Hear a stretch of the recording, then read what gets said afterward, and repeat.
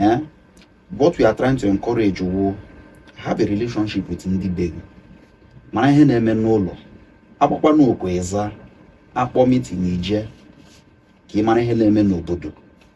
So that in times like this, agaghị asị na onwe onye mmadụ or ndị be gị asị you never participated in ihe ọbụla a na-eme n'ụlọ. So learn to go home. Always participate.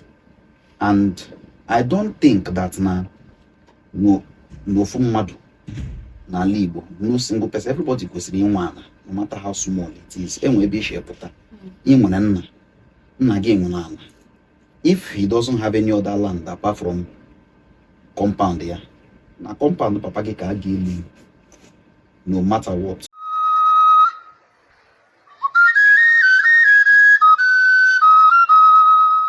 Ihe ọma ndị ọma iji eme ọnụ nnọọ na nzukọ ndị Igbo nke All Things Considered podcast nke ndị Second News Media. Ọ ka bụkwa Maazị Arizechukwu Okechi. Igbo na-ekwu okwu si na ebe onye bi ka ọ na-awachi maka na n'Igbo otu ya mere ebe ọ bụ na onye Igbo nọ ọ na-enwe ebe aha ka ọ bụ obi ya. Ịgba gbasara ntu ndị Igbo si eme ya na ọgbakọ a na-akwado ime na Abuja na-abịa n'Igbo. Anyị nwere ndị ọbịa pụrụ iche bụ Maazị Obichukwu Nwabueze na Nwaada Chiamaka Ibeabuchi n'ọnụ. Anyị nwekwa Maazị Emmanuel Okechukwu onye nọnyere anyị, onye ka ya abịakwa ma ojukwuo. Maazị Obichukwu nọ n'ime. Gịnị nwere ihe na-achọpụta abịa na obodo anyị gbakọrọ aka nwere ewu Naịjirịa.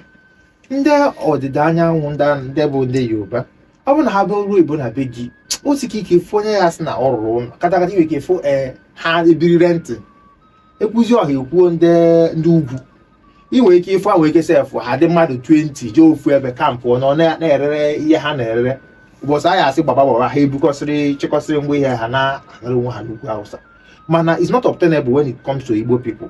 Ị ga-afụ onye Igbo ọbịa ọrụ oyibo ọ nọrọ nwa obere kiosk orechi ọrụ na shọpụ ebe ahụ ka ọzọ okwukwe okwu ịrụ ụlọ ka ọzọ ịbịa enwe ebe abịa dị obodo sef enwe ebe a na-akpọ ama Igbo ebe ọbụla ndị Igbo bi. Ka ihe iche dị na-ebute onye Igbo ji eme ebe ọbụla ọ nọ chọọ ka ya were ya ka ọ bụrụ obi ya. Ihe gbasara nnabata ndị Igbo enweghị nsogbu. Aga m asị n'ọnwụ njirimara. The average Igbo man ebe ọbụla ọ gawara just wants to settle down, mee ihe ọbụla butere ya abịa nga ahụ ya mechaa ọ nawakwa. Ịnabata ya ọ rụọ ụlọ rụọ ebe ọ na-arụ ọrụ ọ gwụla. Ọ naghị ebute esemokwu. Ọ dịkwana ihe nọ there. It's just a very simple, simplistic lifestyle. Anyị enweghị nsogbu. Ndị Yoruba bịa be anyị, ndị Hausa bịa be anyị, anyị na-achụ ha ọsọ? Mba, anyị anaghị achụ ha ọsọ. Anyị na-anabata ha. Ị gwara landlord na ị chọrọ ana ka ị rụọ ụlọ, asị gị mba. Anyị dị eme otu ahụ. Ibutakwa n'ego si na ị na-achọ ịzụ ana, enye gị ana ịzụ ana, ihe ọla iji ana ga-eme, anyị enweghị nsogbu. So it's as simple as that. We are very simplistic. Maka na o nwere this discussion a na-adị enwebe almost ụbọchị eke ọbụla pụta ndị Igbo a na-eresi ndị mba ana, ndị Igbo na-azụ ana be ndị ọzọ ha na-eresi ndị mba. Mana ajụgo several times iji ego, ọ bụ na iji ego bịa ka enye ga mgbe wee pụtasị oke eji m ego gwarasị m n'ụbọchị ọbụla na ya bụ akwụkwọ iche na ọ nwere eziokwu dị na ya bụ ihe hụbashi. Ama m ọtụtụ ndị Yoruba bi n'ala Igbo nwere ala. In fact, down to the civil service. Yes, a na-enyekwa ha ọrụ. It's very rare ma ị gaa be ndị Yoruba na be ndị ugwu ka ife onye Igbo nwere ọrụ na civil service of a state. That is, he is not an indigene of that state, mana he works in the state government. Man ịbịa n'ala Igbo, you see that happening. I know several of them. In fact, they have so integrated. Ha na-asụsụ Igbo, ị gaghị amazi na ha bụ ndị Yoruba maọbụ onye Hausa. I remember agawara m ahịa na Dede, ndị na-ere wood na Dede. This particular guy, o onye ugwu, mana ya sụwa Igbo. Ị ga-eche na nne ya na nna ya bụ ndị Igbo. But because na ya na ndị Igbo nọ, ya na ndị Igbo bi, ha wee zụọ ya n'ọnụ. Ya machakwa Igbo. Ị ga-asị that na ya n'ala Igbo zụọ ana, ya sị na ọchị ịzụ ana, Asiamba. It's not possible. Agenyana. That is who we are. All we just want is, Ijego, are you a legit businessman? What do you want to do? And Yenegana will encourage you. That's who we are as a people. Nwada Chiamaka, ihe nke anyị chọrọ iju na-abụ gbasara mostly ụmụ nwanyị. Anyị chọpụtara na enwere new trend. Ịma na etu esi wee kụzi anyị na etu anyị si wee fụ omenala Igbo bụ na nwata nwaanyị kwadobe ịnụ di, ọ nọtabe nna ya abịa gbaa nkwụ ya. Na anyị chọpụtazi na ọ nwere ụfọdụ ndị ụmụ nwaanyị na-anọzi na mba agba nkwụ ha. Ị ga-afụ ịfụ traditional marriage, Chidimma na Abunike, efu venue asị gị orile Lagos, anọ na field na-agba nkwụ nwaanyị. Ka ihe iche na-akpata ya bụ ihe, ka ihe ifiru na datin na-eme in our culture. Ine anya na anyị ebu ụzọ chegodi kedu ihe kpatara ihe a ji eme. Na ịma a na-asị ndị Igbo oru ha Christmas ha na ụlọ, mana ichekwa n'ime ndị Igbo anyị ewekwa ndị ha hụtụbụ ụlọ ha bifo, nne na nna akpọnatụbe ha, ha ama ha ịjụọ ha onye wude gị, ha ama ha dị, asị ha onye nke awụ nwanne gị nwaanyị ọkwa ọhụrụ ọhụrụ a ka ha na-anụkwa ya, ha anụtụbe ya. So icheke those things, onye ahụ rukwu oge o ji anụ dị, ihe ọ ga-ajụ gị onye ka nna gị hụ n'ụlọ na-anọghị ebe a nọ, ịghọtara. So ha enwebe that relationship na their family, ha enweghị onye nọ n'ụlọ ha hụrụ asị onye enwere ike ịsọpụrụ ka aga, because ịma anyị awụ ndị Igbo omenala ị ga-asọpụrụ ndị nna na ndị nne, and inwe that relationship with ha na ndịda oru oge eji eme ihe ke na ndịda. Mana ifile na enwe relationship with ndị enwe ihe ha pụrụ imere m, enwekwana any cake I said, enwe ha entitlement m nwere to give them ka ime ya ebe ahụ, na especially ọ bụ na nne gị na nna gị nwere ike ofu nwanne nne gị nwanne nna gị na ebe ahụ eme ihe ebe ahụ, ọ ihe ọma ọhụụ ihe ọma, mana ị ga-echekwa ka ihe these people dị accustomed to already. So ihe mmadụ dị accustomed to, onye na-anụ ụlọ every year, ndị ezinụlọ ma gị nne na nna gị nọ meeting, enwe ka eme n'ihe eme na. Okay, ị na-ekwu na anọ na ya bụ ihe esi n'aka nne na nna ndị ya na-akpọ na ụmụ ha ụlọ. Yes, o si na that's why njisi ka ebidogodi n'isi. Ọ dị enwekwa few people ya wụ oru that time ka anyị nekwa anya na economy ihe adịghịzi ka o si dị before. Ego icheki ego iji agba moto, bịa cheki ego iji akwụ ụgwọ isi ma nke eji esi nri, ichekicha ya calculate ego ole dị gị n'akpa. Esikwa ka m nọrọ ebe na ọ bụ na parents ha ga-ekwe, ewe parents na-aya ekwe ya ọta. Ewe m friend chọrọ ịnọ, parents ya sị mba, ọ bụ na ya anaghị ụnụ, ewe ka eme ya. So onye ọbụla ga-ama ka o si eme, but the isiokwu si na aka parents. Ọ bụ na nne na nna kwuo, then anyị esonye. Ụfọdụ ndị reasons ha na-enye bụkwa issue of insecurity. Ụfọdụ ndị na-ekwukwe like that. Insecurity, ihe mụọ n'anya anytime na enweghị okwu ekwuru na-enweghị isi ya ọta. Onye ọbụla nwere ka o si ịnanya na iweta issue, ịnanya different perspectives to the issue ya ọta. Enwego ndị experience insecurity, enwego ndị nawara ụlọ ha na-ana eme ha attack n'ụzọ, ya ha blame ụdịrị mmadụ ahụ sị gị ọ chọzie n'ụzọ because ndụ kakwa mkpa ya ọta. Maazị Obichukwu, ọ bụ na I follow our Igbo tradition, especially gbasara agbamnkwụ nwaanyị, ị ga-ama na tupu nna nwa ma ọ kpara obodo eburu mmanya bunye nwaanyị ka ọ chọọ di ya, ọ ga-agbagodo mmanya nke izi kwapụ naanị. Mmanya ọ na-akwapụ naanị bụ isi ndị mbụ na ndị egede, which is the forefathers and the owners of the land, na nwada na-akwado ịga di to get the approval. So in a situation whereby na ị nọ n'obodo ugwu Hausa gbara mmanya kwapụ naanị, ndị bụ na ndị egede gọ n'ebe ahụ, onye ka ị na-akwapụrụ ya. So ya mere some people ji na-ekwu sị na this thing na-esonye na-eme na marriages and her last because nwaanyị na-eje di. Ọ bụ na mgbe gboo, I could remember my great grand, let me not personify it, ama m na mgbe gboo na nwaanyị na-eje di na ọgọdịsọ di ka ọ na-eje na family ya na-ebunye ya arụsị, na-ebunye ya di let me know, okay, na-ebunye the family deity na-protect their family. Ya na afụ nwaanyị nọ di ọbịa nwere ka ọnụcha dị di ya atụọrọ ya ka oke jee ebe na jee o jee n'isi ọbụbụ ebe a ma n'isi ụlọ ebe a jee kụ ya ogiri isi which is that arụsị ahụ o bu wee bịa ọkụ ya ogiri isi ahụ abịa ndị be ha abịa medebere ya medemede ebe ahụ dị arụsị anọ na-eprotect ya ịghọta. So o mere na nwaanyị ji ije dị na ọ bụ ọsọ ya na-eje di na ndị mbụ na ndị egede ya si ya eche. So in a situation whereby na ọ gbara nkwụ nwaanyị kwafụ na ana Yoruba ka isi ndị si ejebe di ya ga-eme aka let's keep church aside. Ka ndị si ejebezie di ha ga-enye aka make sure na the marriage last. So asị gị kwuo ịsha na ya bụ ihe na-eso na ihe na-ebute all these divorces and ihe a na-enwe na marriage ugbu maka ekwu nke bụ eziokwu. Ele ihe wee gba nkwụ.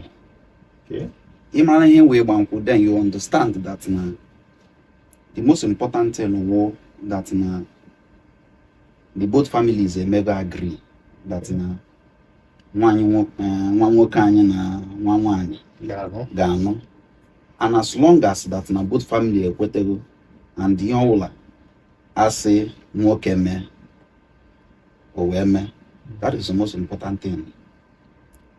Ima, as we progress in life, it's possible that now you won't find yourself na be nna gị enwe ndị shi ebe gawa obodo oyibo, you know, iji ego ịnatawasị na be ịlụ nwaanyị, no problem. But let's not even take it that far. Enwe ndị nọkwa na Nigeria na ha na ịghaga nụ ma ịghaga nụ nwaanyị o ịgba nkwụ na be ha. Ihe anyị na-ekwukwa n'ụwa at the end of the day, as long as that na both family emego agree and all asị nwoke eme o mee, that is the most important thing, because ngozi ahụ a ga-agọzi unu is what should lead you into your marriage. That is the most important thing.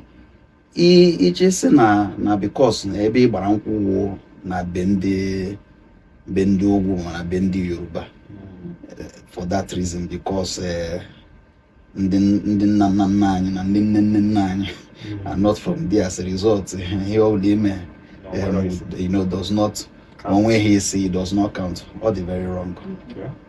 All the very wrong. That is why he got judged. The real thing is the coming together of two families. He might agree that now our children are getting married. That is the most important thing. So we need to stop paying attention to Umururi and there. He's not taking your marriage anywhere. Okay, dal. Igbo na-ekwu okwu si na isi nwa egbe a na-atọ na mba.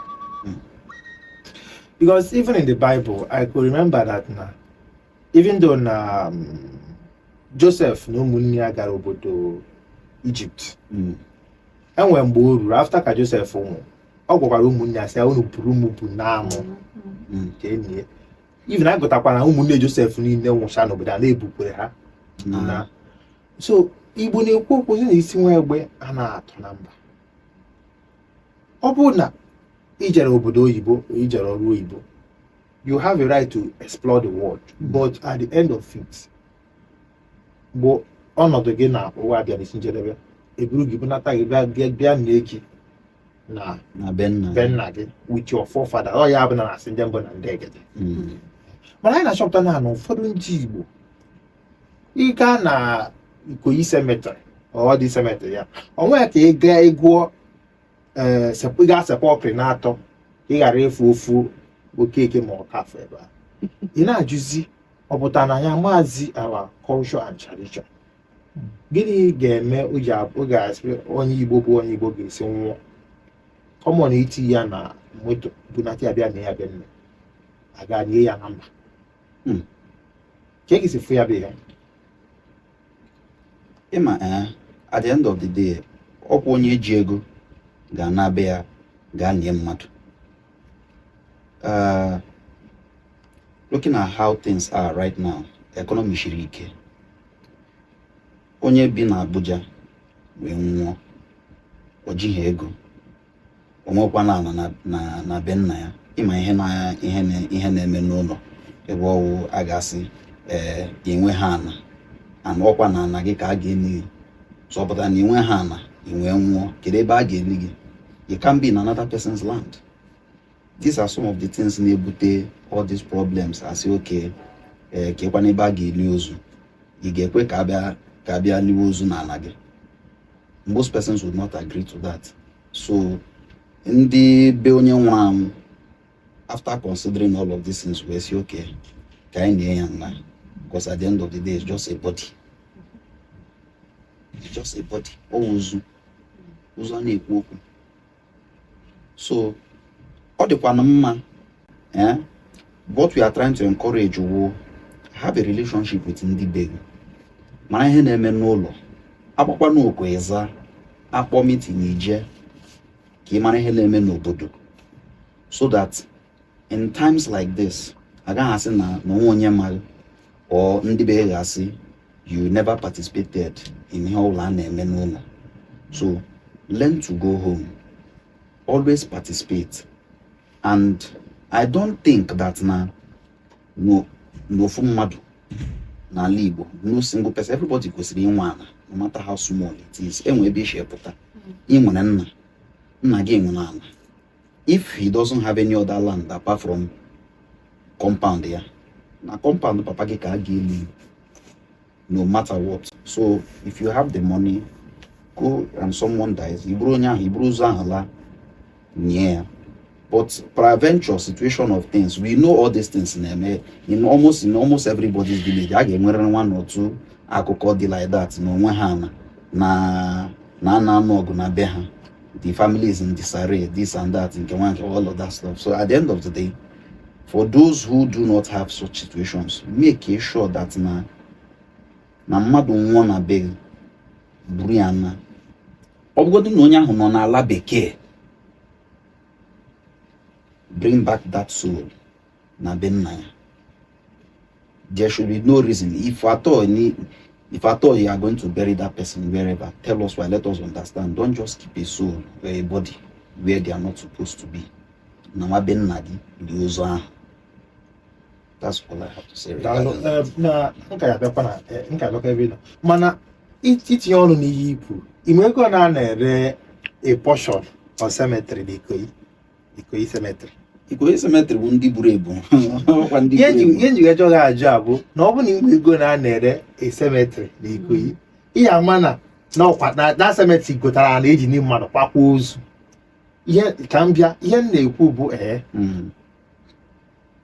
ihe anyị kwa na enwere mgbe na-aba ji nye ozu mara na-asị na agaghị eni ya na m nwanne nwoke na-asị na agaghị eni ya na ihe eji eme ya bụ because na mgbe ụfọdụ na-abụ ikpere ka enyi nwanne gị nwoke na ana gị o ruo echi azọba na aha azọba. Ihe ndị Igbo na-eji ama onye nwe ala bụ onye eniri ya. Azọba na azọba ọ bụ na onye ụmụ ya dị unscrupulous, onye ụmụ ya dị very trickish, a wee ke na-asị na ihe aba na nna ha ka evidence inwe na ebe a ka eniri nna ha, which we have seen many times. So na-eme some people anaghị na agaghị enikwe nwanne nwoke na ana, mana enwere ana village dịka isi kwu, enwere community land which everybody is entitled to one. Then enwekwa processes bụ na ndị Igbo ọ bụrụ iwu na onye nwa ozugbo akwa ya, nwere ndị kwara nna ha n'onwe ndị niri nna ha 10 years ago, aka dị ha akwa ozu.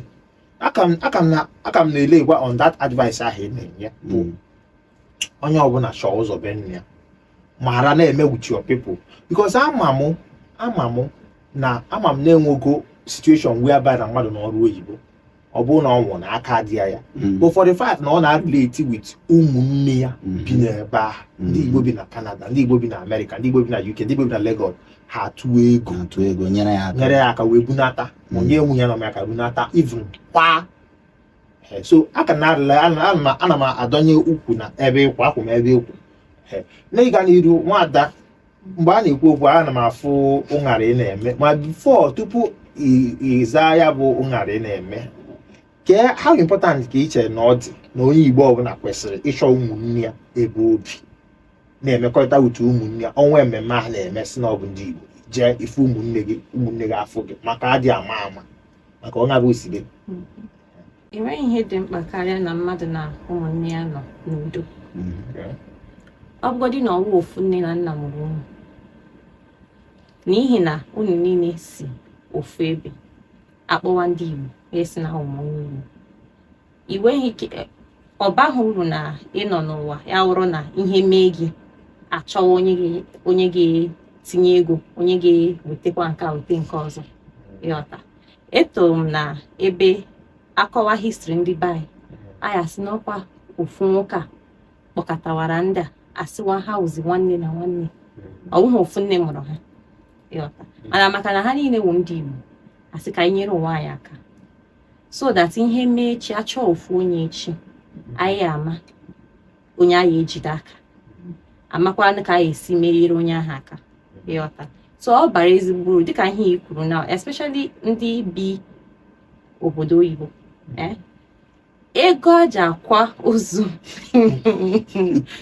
ịnụ ya asị biko ka hafụ onye a wee gwa na aghasị kama onye nwụrụ ga-eso ụka ka ozu gbara aka lawa because icheki ego one ị ga-eji ma ịkwụ mọchụarị ebe ahụ ịbịazi mee mba ma ịbịazi buru ozu natawa sometimes ya sị onye nke a na ndụ ya ọhụkwara ụdịrị ego anya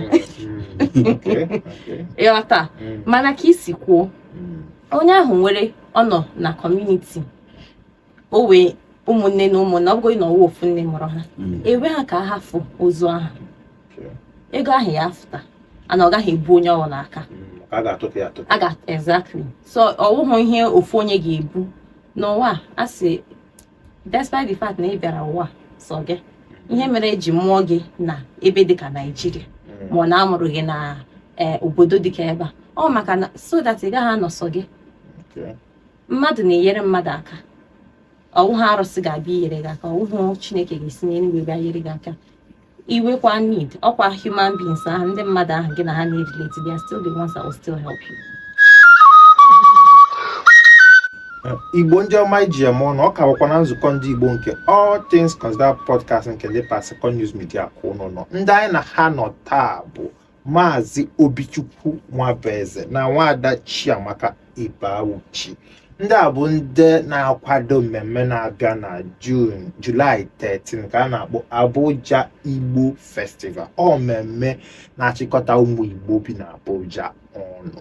Bifo ị nweta ya bụ tiketi ị ga-emere anyị ofe ihe anyị chọrọ ka ị tụọrọ anyị inu ịtụọ ya kọwaa ya ndị izi bụ ndị bụ ụzọ drọpụ the comment bụ ndị anyị ga-enyere free ticket mana ị na-edikwara ibi na Abuja ahụ ma ọ bụrụ na ife ilu n'izuru ihe ụtara zuo ihe ofe na ị ga-agbanwe moto bịa Abuja iwin ya you can still come. Anyị ga-akpọbata onye ọbịa ọzọ pụrụ iche ha na ha sobe ya bụ onye ọbịa bụ Maazị Emmanuel Okechukwu. Daalụnụ anyị echighatago Maazị Emmanuel enwere ihe anyị na-enotis na ụfọdụ ndị be anyị na-adị emebezi na nke ikpeazụ ị ga-afụ nwata ịma na onye abụ onye Igbo isi ya nna kee ka ime ọ na-enegizi nna kee ka ime ọ na-enegizi ihe ọzọ nne ya ma nne ya ga-ekwu bụ anara ana Igbo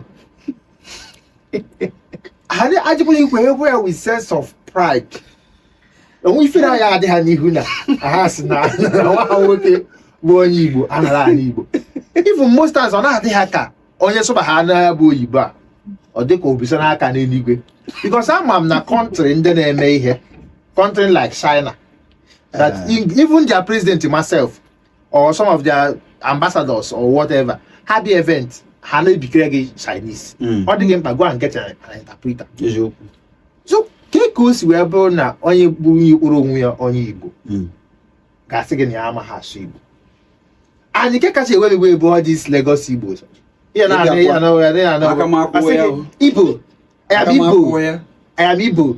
am Igbo ka isi wee fụ ya bakpara Igbo ka ha na-akpụ ya I am Igbo nna ha wa you say my name is Chidimma I am Igbo so gịnị bụ Igbo biko no gịnị bụ Igbo ka isi wee fụ ya bụ akparamagwa isi fụ ya bụ akparamagwa.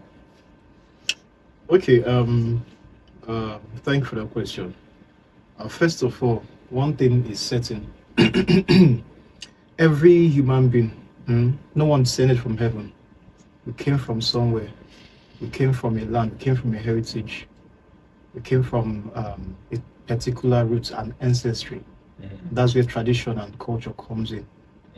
our states, our tribe, where we come from. And no matter who you are, where you grew up, and whether you can speak your language or not, or know anything, you have to find a way to relate to your culture and your tradition, know about it. Now, to your question about why that is, okay, I'll use myself as an example. Okay, I want to be real. I'll use myself as an example. Okay, I'll use my upbringing. I was born and raised in Lagos.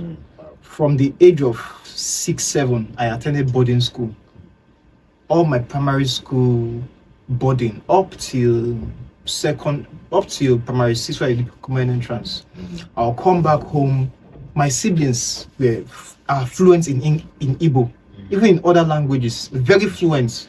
But I come back, they will speak English to me because that's what I was speaking back. But as a young guy, I was hearing clearly what everybody say. Up till now, I understand the language back then. But then I'll just blame that on the exposure one, and also upbringing as well. Because there's a way you put it that there's no way.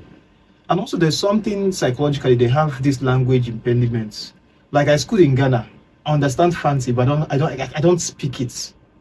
If I stay in the north for 10 years, or I hear you speak it very well, I will hear it, but to speak it will be very hard. So I feel there's a bit of a psychological challenge there also with some persons, but it's not a good thing. It's not a good thing at all. No matter who you are, where you're from, your exposure, your experience, your upbringing, and anything, you must find a way to learn the language, the tradition, and speak it. I'm a sophomore. Okay, but then I don't want you to slice me open, and that is the reason why we find ourselves locating our culture and tradition. Okay.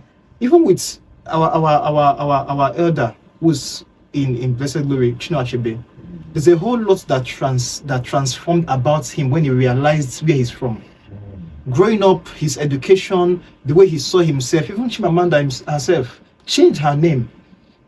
So no matter where when you come of age, you realize you came from somewhere. You have to identify with your people and make efforts, put in sacrifice, put in the work to find out everything, because you are going to give birth to. My children must know how to speak Igbo and understand it very well. That is why I'm doing what I'm doing right now at this point. Yes. Okay. Our effort in towards Emota, because I'm yes, for even coming to this thing now, we'll go to that now. You were interest in your culture. Man, apart from the fact you will learn from people around you, you know, para you can be here like YouTube. Okay, from you they still okay from time to time. We get by Ghana APT 1 or 2 things. And when something like that effort in the towards that now. Of course, definitely. Like I said earlier on, I hear and understand our language very well. But the speaking part is the challenge. But then, like you said, the effort parts, I watch Igbo music and Igbo movies a lot. Okay. All right. And I listen to our podcast, even this one as well, different ones. And the reason why I don't want to speak so much here, I don't want to embarrass myself, but I believe in a short while, I would regain that confidence and that capability.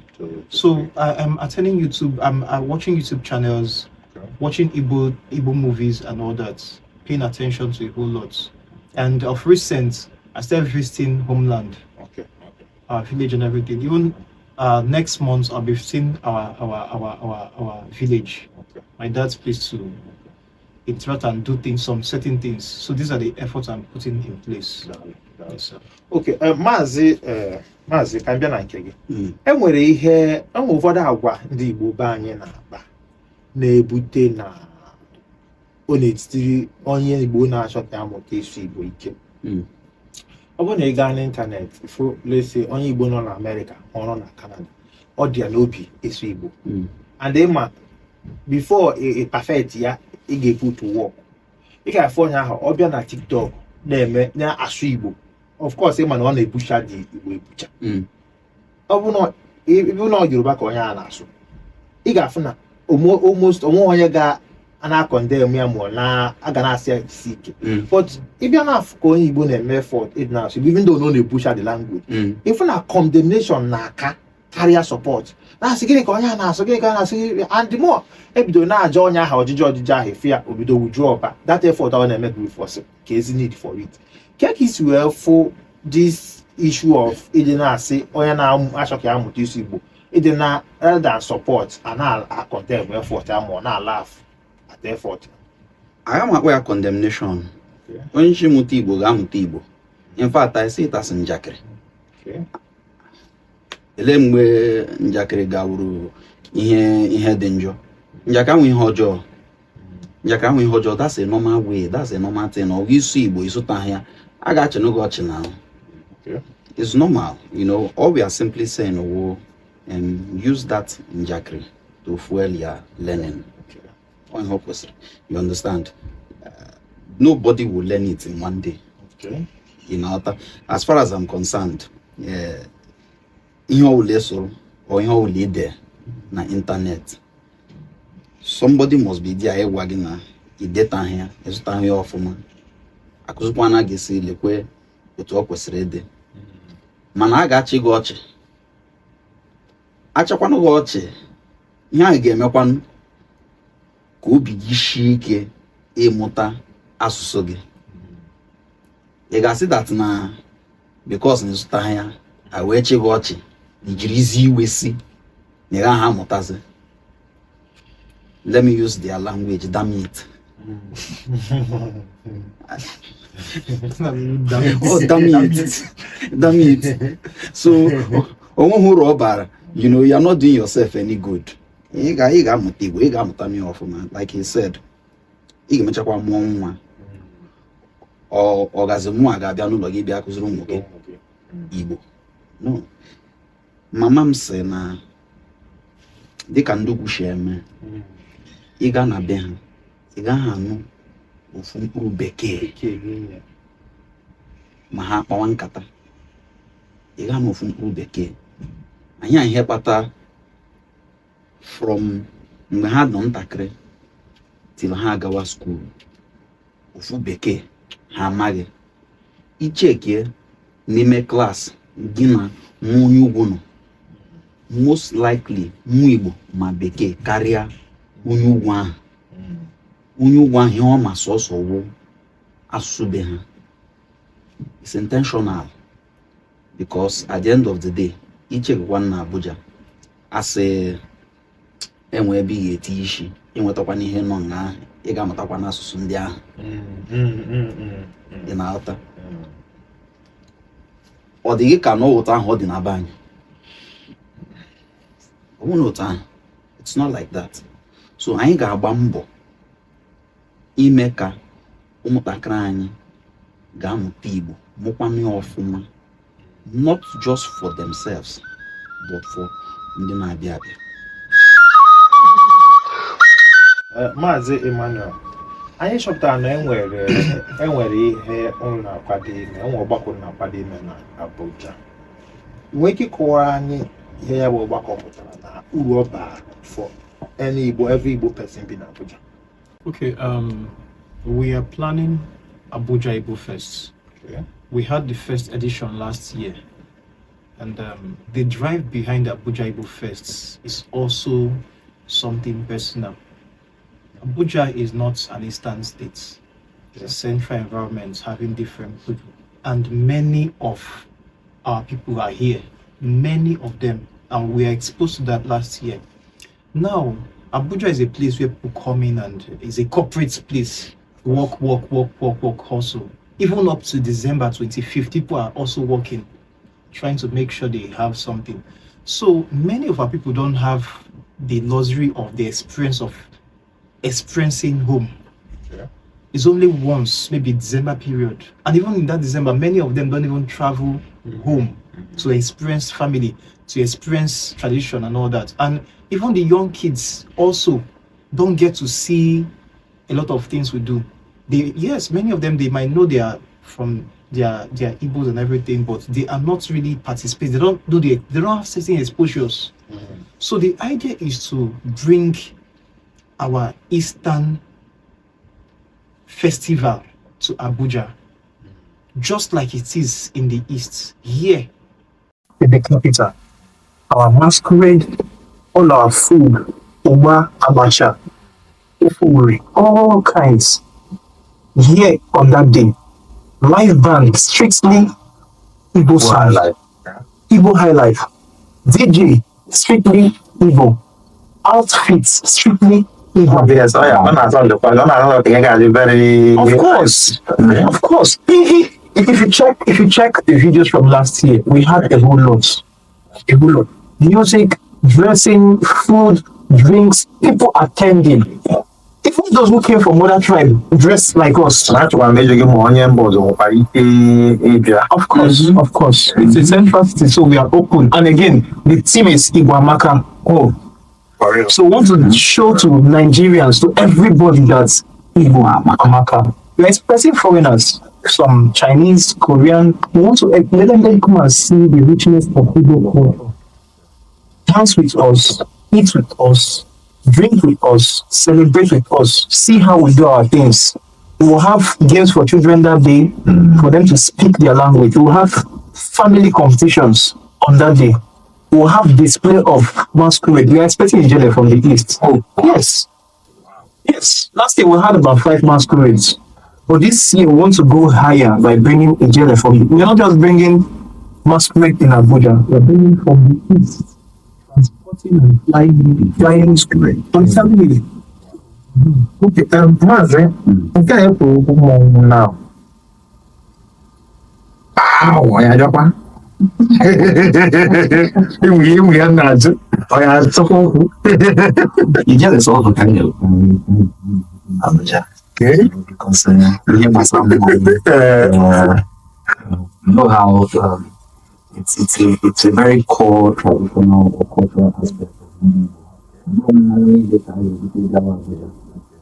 And for the nature of what it is, I think we were trying to consider and then an agile fashion nobody comes together, and I think I heard that some persons are not allowed in the presence of Ajovia. And for the sake of the events we are having, we can't just bring Ajovia. No authority. So to avoid, so that's why we decided that okay, let's bring Ijele. If we can bring others, perhaps we'll try. But if you understand the concept of masquerade, Ijele is the biggest masquerade in Nigeria. I think it is one of the UNESCO, one of the UN's cultural heritage in the world. And it's a very colorful masquerade. But if you have seen Igbo performing in Ijele, you understand what I'm talking about. So we want to give people that feeling. I just have here. What's the point of coming for and first? And we did not see money married. But we don't just want to see any money married. We want to give you each other. Ya bụ ihe ọbụ n'ụzọ gị onye kwere nwere ihe obere ego a na-awa ike okwu We have our tickets. Tickets ranging from 5,000. But we want to ensure that we cater to everybody. We also have our VIP tickets. But there are certain categories of individuals that we know that would like to be there. For instance, students. We have our student tickets subsidized to 3,000, regular tickets 5,000, and it's free for the kids to enter. Right? But then I think we do have a promo. We have a promo coming up for tickets. Starting today till Monday, meaning that we are slashing the 5,000 naira ticket sale by 50%. So between today and Monday, if you pay, you don't need to pay 5,000, just pay 2,500 naira for the ticket. But after Monday, no more, you don't close. Okay, so but then like I said, 3,000 for students, free for kids, 5,000 regular. So yeah, nwere any provision for mmadụ iji register internet or ụbọchị oge internet because ama na ọ bụghị na ọ bụ ndị nwere ike nọsụ na Lagos connection na-abịa mana So you are going to go down there through the internet. They will provision for that. Yes, we will leave the link in your screens so that you can see the site. Waiting for the link now. They need to use on that. Yeah, man. Just check it on z.com under their sites. Igafo Abuja Igbo Fest down there. But you can our Instagram page, Abuja Igbo Fest. By the view there, just click on. Each of the one at the I think one of the plans. Igafo barcode. Giliafo scam. One of the people okay, yeah, but this thing now. I am waiting Ghana email now, what Ghana Instagram page, yeah, all that put it now. So I'm always the number.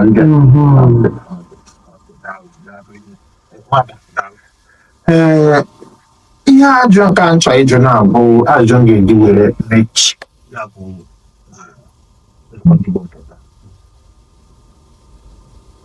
na nwata etu ọbụla isi wee nne ya bụ etu ọbụla isi chee e nwere ndị bụ na ha bụ ubi oluba onwe ihe na-atụ ya onwe ihe na ebe ọgba aghara dị ha na-ala ga ebe a na-enwe ọṅụ ebe ụmụnne na-enwe ọṅụ ihe ọbụla ha na-afụ ihe ọbụla ka da after us anyị na-ejisikwa na enwere some certain places a na-eme ụfọdụ ihe a ndị obodo a na-asị ndị obodo ahụ na-asị gịnị ka m na-eme ụmụ na-abụghị ga na ya ndị abịa ebe ọbụbụ na ebe obodo ọbụbụ such experience before.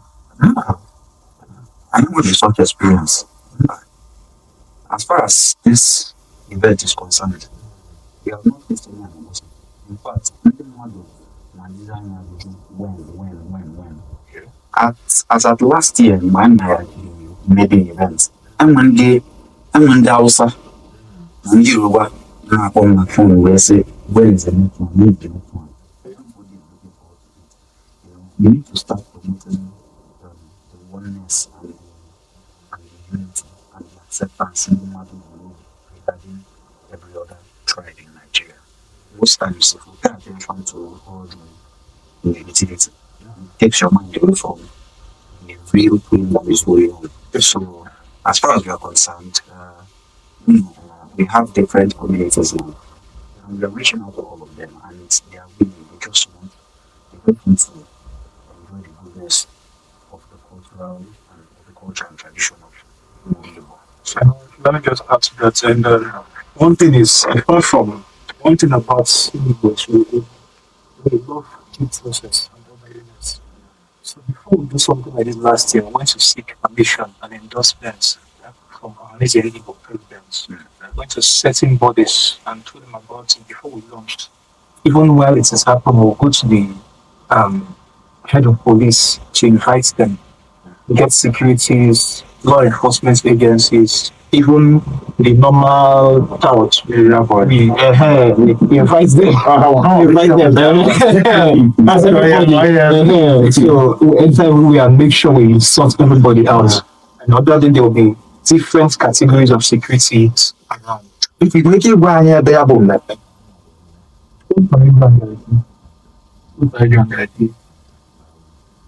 On the video by 12. 12 o'clock. But what's that? Was on your back. Yeah, on a Sunday. Igbo ndị ọma ji eme ọnụ n'ebe a ka anyị na-eweta nzukọ ndị Igbo nke taa n'isi mgbede. Amakwa m ihe ị na-eme ụbọchị Sọnde June 30. Ọ bụla mgbe ọbụla ị nọ n'ọnụ ụlọ, biko pụta bịa soro ụmụ Igbo ibe gị ya enjoy your life. Ọkwa na ị bụrụ onye Igbo, ihe ndị Igbo na-amasị gị, biko you are welcome, you can come and join. Anyị na-ekele Maazị Obichukwu, anyị na-ekele Maazị Emmanuel, anyị na-ekele Nwaada Chiamaka. Until we come your way next time.